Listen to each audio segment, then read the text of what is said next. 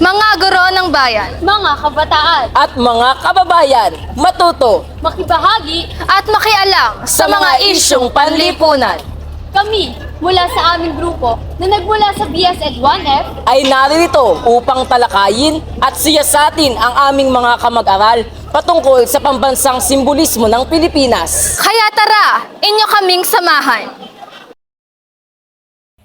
Narito ang iilang estudyante na aming nakapanayam mula sa iba't ibang kolehiyo ng ating pamantasan.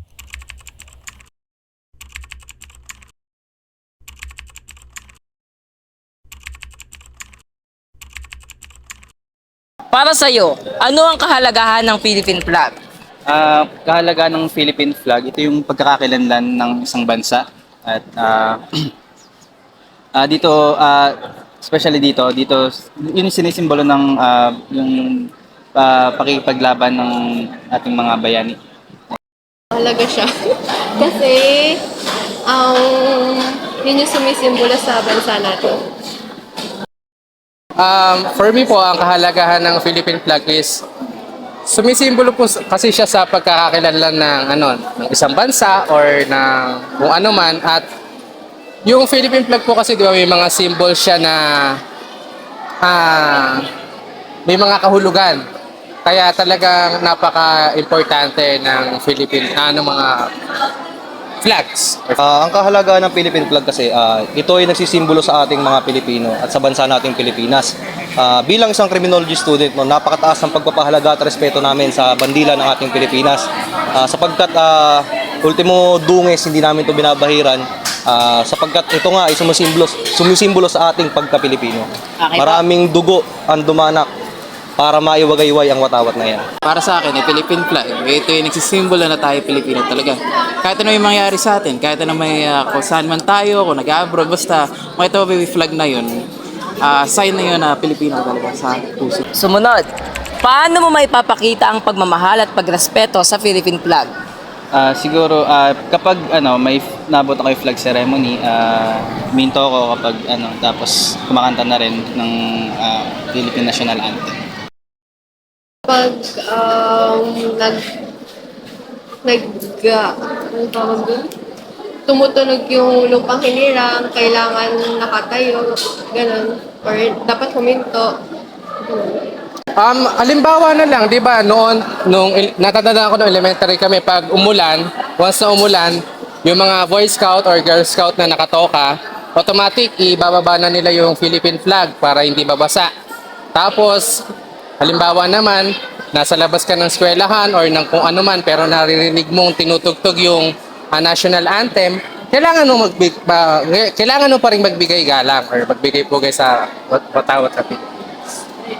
Maraming pamamaraan para ipakita ang pagrespeto at pagmamahal sa Philippine flag. Unang-una, during playing of national anthem, itataas yan.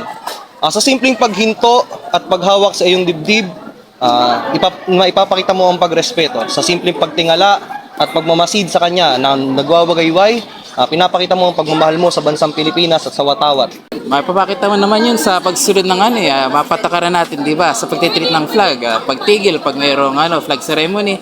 Siyempre, naalala natin yung tamang pagtitiklop. Pag ikaw, kunyari, nag-handle ng flag ceremony sa paralan. Yan. Ano ang alam mong batas patungkol sa Philippine flag? Alam kong batas, bawal siyang, hindi ko sure yung yung meron din yung tamang pagbagayway ng flag, and kung siya, kung ang nakataas ba yung red or yung blue, and kung kunyari dito sa school sa pagpasok, kung saan siya nakapwesto, kung sa kaliwa ba o sa kanan. Ayun, may mga ceremony. Hello, nakalimutan ko na, pero napag-aralan namin yun nung first year kami kay Sir Joseph. Sa numero naman siyempre mahirap maano ang mga numero sa mga RA na yun. Pero siyempre mga batas tayo, katulad ng sinabing mapatakaran tungkol sa flag. Kung ano yung dapat pag-treat dito at ganun din yung mga yung mga RA, di ba, na nagpapalit ng design ng flag. Merong mga ganun. Naalala ko. Pangatlo po, ano-ano ang mga do's and don'ts na alam mo sa Philippine flag? Okay, sa do's natin, ang flag should be treated with respect, no? With highest respect, no? As it symbolizes our country. Sa don'ts naman, unang-una, hindi mo yan po pwedeng isayad sa lupa.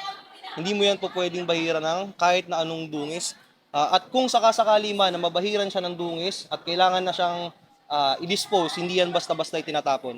Yan ay may tamang proseso, sinusunog yan at inililibing ayon sa Flag and Heraldic Code of the Philippines.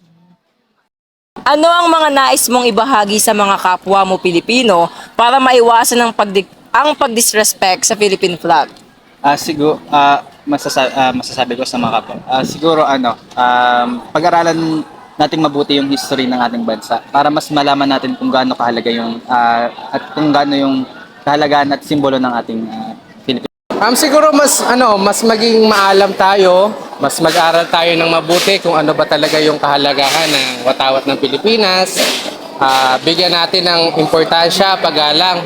Kasi, sabi ko nga kanina, yun yung sumisimbolo sa bansa natin, yun yung sumisimbolo sa kung ano yung pagkakakilanlan at pagkakasarinlan natin. Unang-una, basahin natin ang batas ng Flag and Heraldic Code of the Philippines. Napakarami rin namang materials na mapapanood sa Facebook and YouTube. No, meron tayong mga videos from Armed Forces of the Philippines, from the Philippine National Police, Boy Scouts of the Philippines. Napakarami na makakapagbigay ng idea at knowledge sa atin. No, kasi napakahalaga ng pag-implement natin or pagsunod natin doon sa Flag and Heraldic Code kasi maipapakita natin doon ang ating pagka-Pilipino at pagmamahal sa bansang Pilipinas. Okay po, ang panghuli po naming tanong. Ano ang alam mo sa Republic Act 8491? Republic Act 8491 is sa Flag and Heraldic Code of the Philippines. Tama. Okay, doon nakalagay ang mga do's and don'ts natin, mga dapat gawin at dapat isakatuparan bilang isang Pilipino sa pagpapahalaga sa ating watawat.